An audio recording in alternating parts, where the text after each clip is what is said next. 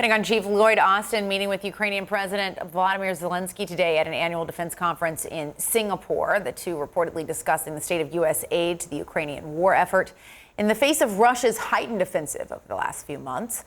Natasha Bertrand has more from Singapore. Jessica, President Zelensky made a surprise visit to the Shangri-La Dialogue in Singapore earlier today to try to rally Asian leaders around Ukraine's fight against the Russians. But he also met here on the sidelines with Secretary of Defense Lloyd Austin, where the two discussed Ukraine's most urgent battlefield needs at the moment, including their desperate need for additional air defense systems.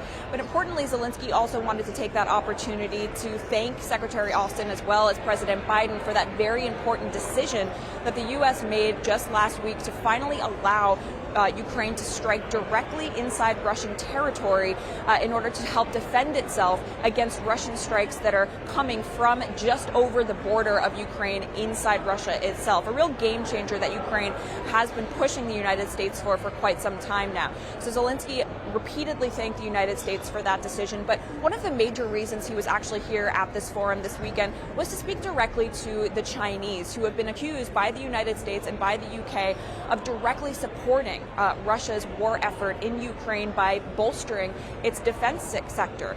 And Zelensky told reporters earlier today that he tried to meet with Chinese officials while he was here today, but the Chinese actually refused to meet with him. So while Zelensky did not get everything that he wanted this weekend, he did get the opportunity to speak directly to some very key Asian leaders and secure their participation and their support for this peace summit that he hopes will eventually be able to come up with a formula to finally end this war between Ukraine and Russia.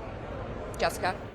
Natasha Bertrand, thanks so much. And let's discuss those talks and more with CNN military analyst, retired Lieutenant General Mark Hertling.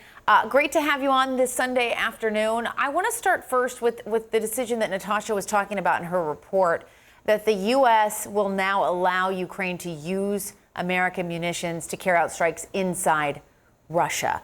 Help people understand what makes that decision so impactful. Yeah, some American weapon systems, Jessica, just have to put a caveat on that. Because of the tactical battle in and around Kharkiv, there's a decision now by the president to allow some weapons like the HIMARS shooting short-range artillery up to 50 to 70 kilometers away to strike targets on the other side of the border.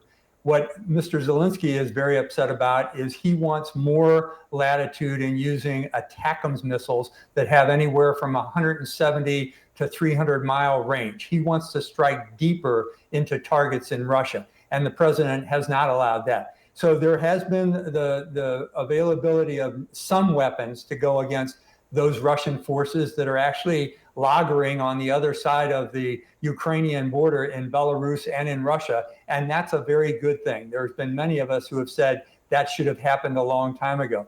But there's a concern. The risk involved is that the Kremlin will see anything that strikes deep into Russia and that could possibly miss the target and maybe hit, I'm going to give an example, hit an apartment building with Russian citizens could be an extreme provocation that the Russian leader could use to say, hey, see, I've been telling you all along, this is a U.S. war. They're using proxies to do this. They're giving them their weapons. So that's part of the calculus in all of this. And it's frustrating for the Ukrainians, but truthfully, having been in these kind of meetings, I understand the risk calculation involved. And Mark, I'm going to let them know I can't hear you. So I'm going to take that out. So I'm going to let the control room know I can't hear you, but I'm hearing myself. But I'm going to keep asking you questions. I do want to ask you about what your take is on the CNN reporting this week that the U.S. issued Abrams tanks aren't performing well in the field in Ukraine. There's this discussion about how they were really made for the desert, and obviously Ukraine, not the desert. What do you make of that? I will say in one word that's hyphenated, that's BS. And I'll just use the initials. These tanks have been basically made for a NATO environment in Europe. I was on these tanks for almost 3 decades in Europe. Didn't have some of the problems that I heard Nick Payton Walsh talk about with that tank crew. They were upset because the tank was broken down. I'll remind folks that I said it was not the best tank to give to Ukraine because there are maintenance challenges and you have to have a highly trained crew to address some of the things. But, some of the indicators they talked about, like condensation on the instruments, that's BS. The fact that Russia knows how to hit these tanks, it didn't have enough armor, that's BS. That they couldn't clear wood lines, or they would shoot multiple rounds in a building and it wouldn't explode.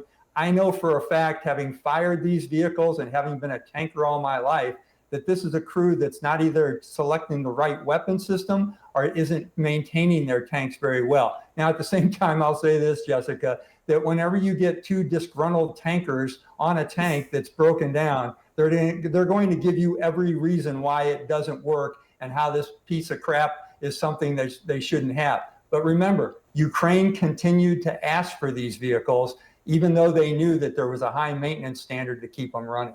And I also want to ask you about the fact that President Zelensky tried to meet with Chinese officials while he was at this event. They didn't take him up on that offer. Do you think that there is any pathway there for them to have some success appealing to the Chinese, even though the Chinese and Russia have been quite cozy at this point? In my view, Jessica, I'm not a Chinese expert, but I do know a little bit about the Chinese. No chance in the world. He is not going to persuade President Xi, who is very stoic and who is in fact supporting the Russians, to switch over to the Ukrainian side, because he knows that he wants to keep this. I believe President Xi wants to keep this war going on because it involves both Russia and the United States in this action.